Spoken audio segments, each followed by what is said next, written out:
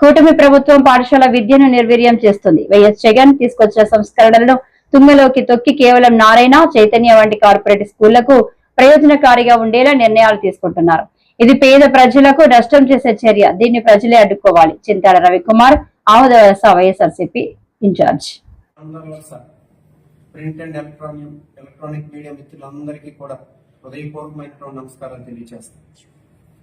ఈరోజు ఈ మీడియా సమావేశం ఏర్పాటు చేయడానికి ప్రధానమైనటువంటి కారణం, ఈ నియోజకవర్గంలో ముఖ్యంగా అప్పర్ ప్రైమరీ స్కూల్స్ అంటే విద్యా వ్యవస్థను పూర్తిగా నాశనం చేసే విధంగా ఈ ప్రభుత్వం వచ్చిన తర్వాత నిర్ణయాలు తీసుకుంటున్నారు. కాబట్టి వాటిని ప్రజలకి మీడియా మిత్రుల ద్వారా ఒకసారి వివరించాలని చెప్పేసి ఈరోజు మీడియా సమావేశం అనేది ఏర్పాటు చేయడం జరిగింది.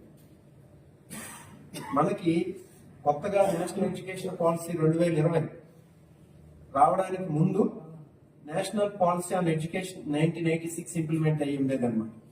దాని ద్వారా ఏంటంటే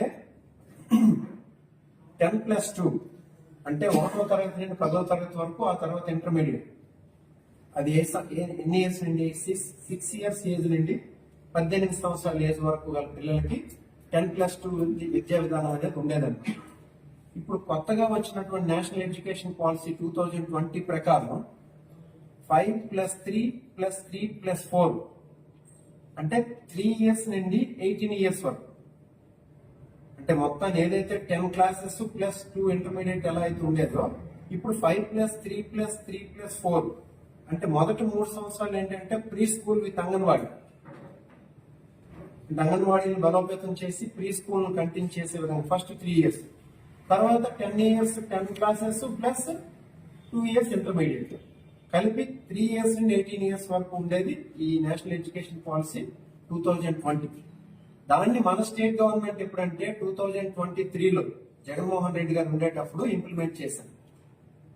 దాన్ని ఏంటంటే దానిలో ముఖ్యంగా ఉండేది ఏంటంటే ఫౌండేషన్ ని, లిటరసీని, న్యూమరసీని ఇంప్రూవ్ చేసే విధంగా, అలాగే స్కూల్స్ నుండి డ్రాప్ అవుట్స్ తగ్గించే విధంగా ఉండేదే కొత్త ఎడ్యుకేషన్ పాలసీ 2020.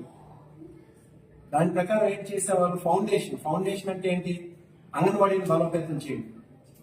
నెక్స్ట్ లిటరసీ అంటే ఏంటి, మన లాంగ్వేజెస్ తెలుగుని, ఇంగ్లీష్ ని వాటిని డెవలప్ చేయడం. నెక్స్ట్ న్యూమరసీ అంటే మ్యాథమెటిక్స్, వీటిని బలోపేతం చేయడం కోసం. అందుకు జగన్మోహన్ రెడ్డి గారు అప్పుడు ఏం చేశారు, ఎక్కడెక్కడైతే ప్రైమరీ స్కూల్స్, హై స్కూల్స్ కలిపి ఉన్నాయో అందులో 3rd class, 4th class, 5th class students తీసుకెళ్లి హై స్కూల్స్ లో కలిపి కొంతమంది SGTలు, సెకండరీ గ్రేడ్ టీచర్స్ ని స్కూల్ అసిస్టెంట్స్ కింద ప్రమోట్ చేసి వీళ్ళలో క్వాలిటీ ఆఫ్ ఎడ్యుకేషన్ ఇంప్రూవ్ చేద్దాం అనుకున్నారు. ఎవరికి 3rd, 4th, 5th క్లాస్ కి ఏంటంటే మన లాంగ్వేజెస్ ని, నెక్స్ట్ ఈ మ్యాథమెటిక్స్ ని, సైన్స్ ని ఇంప్రూవ్ చేద్దామనే ఆలోచనతో ఆయన ఆలోచన చేయడం అనేది జరిగింది.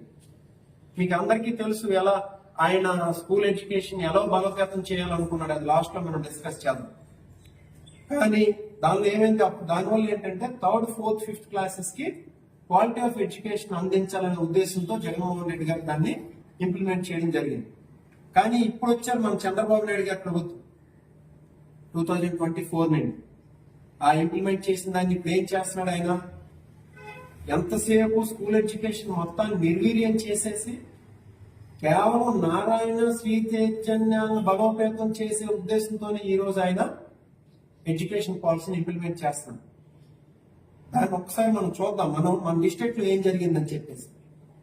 మన జిల్లాలో మొత్తం 2290 ప్రైమరీ స్కూల్స్ ఉన్నాయి.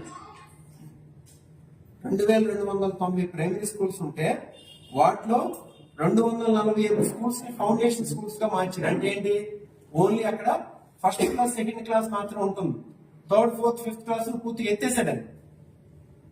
ఈరోజు 11వ తేదీ నుండి, ఇప్పుడు వస్తున్న 11వ తేదీ నుండి అది ఇంప్లిమెంట్ అవుతుంది. ఆల్రెడీ దానికోసం నోటిఫికేషన్ జారీ చేసి ఆల్రెడీ డిఈఓ ఆఫీస్ నుండి ఏ స్కూల్స్ ని ప్రైమరీ స్కూల్స్ కింద ఉంచుతారు, ఏ స్కూల్స్ ని ఫౌండేషన్ స్కూల్స్ కింద ఉంచుతారు అని ఆల్రెడీ డిక్లేర్ చేశారు.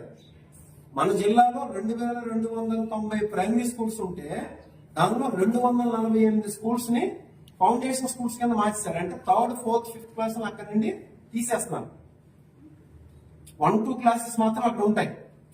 ఇంకా 333 అప్పర్ ప్రైమరీ స్కూల్స్ ఉంటే దానిలో 93 స్కూల్స్ ని ప్రైమరీ స్కూల్స్ కింద మార్చారండి. మోడల్ ప్రైమరీ స్కూల్స్ లేకపోతే మోడల్ ప్రైమరీ స్కూల్స్ కింద. అంటే ఆ స్కూల్స్ లో 6వ తరగతి 7వ తరగతి 8వ తరగతి వీటిని ఎత్తేస్తారు. వీళ్ళందరూ ఎక్కడికి వెళ్ళాలి ఇప్పుడు?